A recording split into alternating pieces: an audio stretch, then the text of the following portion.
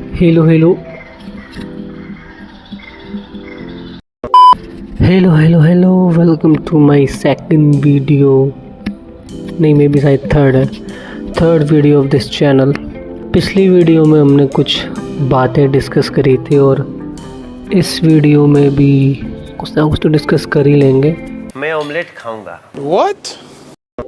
वैसे आज का जो मैंने प्लान किया था डिस्कस करने के लिए वो था एक बहुत ही कॉमन टॉपिक जो मे बी यूट्यूब पे अगर तुम सर्च करो तो लाखों वीडियो से रिलेटेड मिल जाएंगी। और वो पता क्या है, वो एक इनसिक्योरिटी है जो बेची जाती है हमारी फिटनेस इंडस्ट्री में।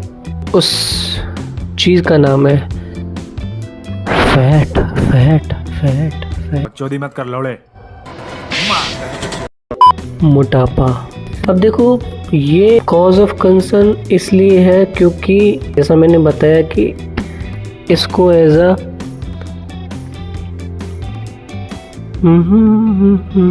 Stop it. Get some help. इसको एज अ इनसिक्योरिटी बेचा जाता है। जब तक आप किसी पर्सन को, इंसान को इनसिक्योर फील नहीं कराओगे तब तक वो आपके ट्रैप में नहीं फंसेगा। नो डाउट जो मोटापा है वो मैं मानता हूँ कि एक सब्जेक्टिव चीज़ है। अगर इंसान को इस चीज़ से फ़र्क पड़ रहा है तो हेलीकॉप्टर तो भी अच्छी बात है, अगर नहीं पड़ रहा तो भी अच्छी बात है। इस टॉपिक पे अगर मैं अपनी राय दूं तो फैट को लेके जिस तरीके की अप्रोच है, खासकर हमारे यहाँ, मतलब जो लोकेलिटी है या लोकल जिम्स हैं या लोकल जो पीपल हैं जो मे बी शायद उतना नहीं जानते चीज़ों के बारे में। मैं ये नहीं कह रहा कि मुझे सब कुछ आता है। फैट का मेरे अकॉर्डिंग, या अगर हम ह्यूमन फिजियोलॉजी के अकॉर्डिंग की बात करें, ब्राइटनेस कम हो गई,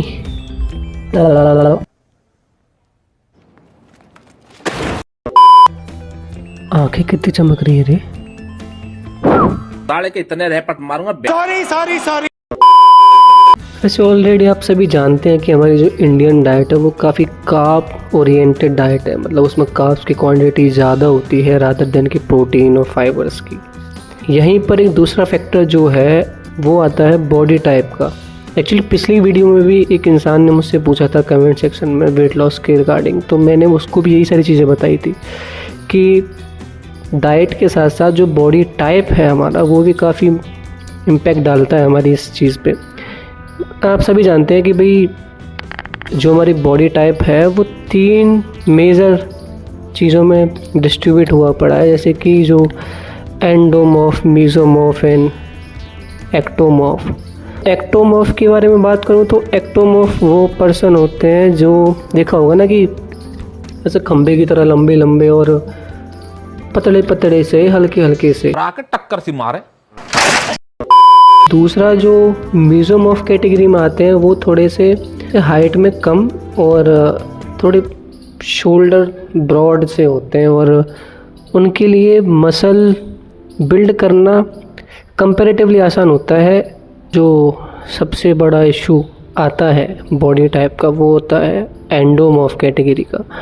उसमें जो बॉडी होती है फैट सेल्स को स्टोर बहुत जल्दी करती है, रैपिडली करती है काफ़ी, अगर मैं टू बी प्रिसाइज बात करूँ तो। ये जो फैट लॉस की जो जर्नी है ना, इसमें सबसे बड़ी जो मिथ है अकॉर्डिंग टू मी कि लोगों को ये लगता है कि अगर आपको किसी रीज़न का, किसी एरिया का फैट कम करना है तो वहाँ की एक्सरसाइज लगाना स्टार्ट कर दो, जिसे हम स्पॉट रिडक्शन कहते हैं। पर अनफॉर्चुनेटली बॉडी ऐसे काम नहीं करती। अगर आपको फैट लॉस करना है तो वो इवनली पूरी बॉडी से कम होता है, ना कि एक स्पेसिफिक एरिया से या स्पेसिफिक पार्ट से। अब अगर सपोज़ करो आप एब्डोमेन एरिया का फैट कम कर रहे हो, यानी बेली एरिया का फैट कम कर रहे हो, और आप सोच रहे हो कि अगर मैं ये पर्टिकुलर एक्सरसाइज लगा के अपना फैट कम कर सकता हूँ, तो आप फैट तो कम नहीं कर सकते, मतलब कंपैरेटिवली उतना फैट कम नहीं कर सकते क्योंकि फैट पूरी बॉडी से ही वाले कम होता है। आप उस एरिया की मसल को ज़रूर इम्प्रूव कर सकते हो। और इसी जर्नी में कुछ लोग फैट लॉस करने के कुछ ऐसे टैक्टिक्स अपनाते हैं, यानी कोई भी ड्रग हो गया या लाइक कोई सप्लीमेंट वगैरह, जैसे L-कार्टिनाइन एक सप्लीमेंट आता है जो फैट लॉस के लिए काफ़ी यूज़ करते हैं। मेरे अकॉर्डिंग सबसे बड़ा रीज़न ये है ना यूज़ करने का, टम्पू वाले। जब भी वीडियो बनाने बैठूंगा ना, जब भी कोई ना कोई मादर, तो अगर आप रैपिड फैट लॉस करते हो ना, मतलब कि कम टाइम में बहुत ज़्यादा फैट लॉस कर दोगे, तो उसके भी बहुत सारे ड्रॉबैक्स हैं। लाइक मसल लॉस भी उसमें से एक रीज़न है, और दूसरा है स्किन।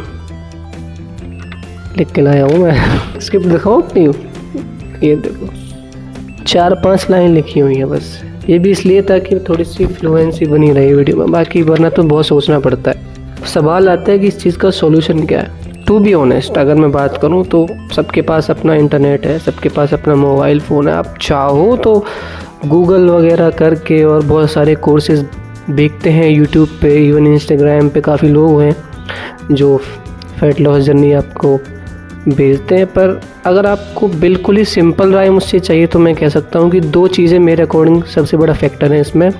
एक तो है डाइट और एक है एक्सरसाइज। एक्सरसाइज आपको इनिशिएट करेगी, और जो डाइट है वो आपको बूस्ट करेगी इस चीज़ को हेल्प करने में। एक्सरसाइज करते रहो, और शाम को एक्सरसाइज करो, और रात को 2 बर्गर पेल दो, उससे कोई फ़र्क नहीं पड़ेगा, नेट रिजल्टेंट 0 रहेगा। इसलिए मेरे अकॉर्डिंग एक्सरसाइज के साथ साथ डाइट का रोल ज़्यादा है फैट लॉस की जर्नी में।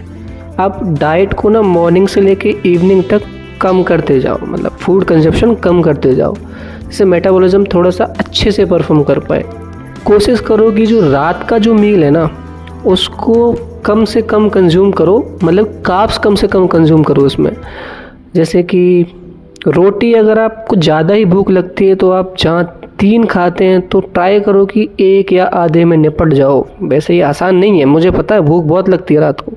और आप मेरी मानो तो आप वीकली गोल्स सेट करो, वीकली ही आप टारगेट बना लो कि भाई मुझे इस वीक ये चीज़ें कम करनी है और ये चीज़ें बढ़ानी है, लाइक इन एक्सरसाइज और खाने में ये चीज़ें कम करनी है।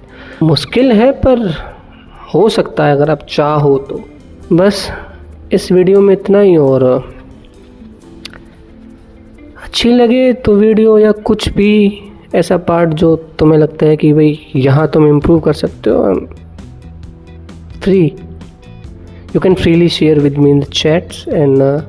और मैं रिक्वेस्ट करूँगा जो भी देखता है यहाँ तक, कि मेरी कम्युनिटी है वो भी चाहो तो ज्वाइन कर सकते हो। वहाँ पे हम अपनी डे टू डे लाइफ की चीज़ें भी डिस्कस कर सकते हैं, किसी भी पर्सन की बातें डिस्कस कर सकते हैं। और अगर यहाँ तक आ ही गए हो तो एक छोटा सा इनिशिएटिव की चैनल को सब्सक्राइब कर देना। मैं जानता हूँ ये स्टार्टिंग है, और स्टार्टिंग में ये चीज़ें क्लेम करना बहुत बड़ी बात है, इवन मेरे लिए भी।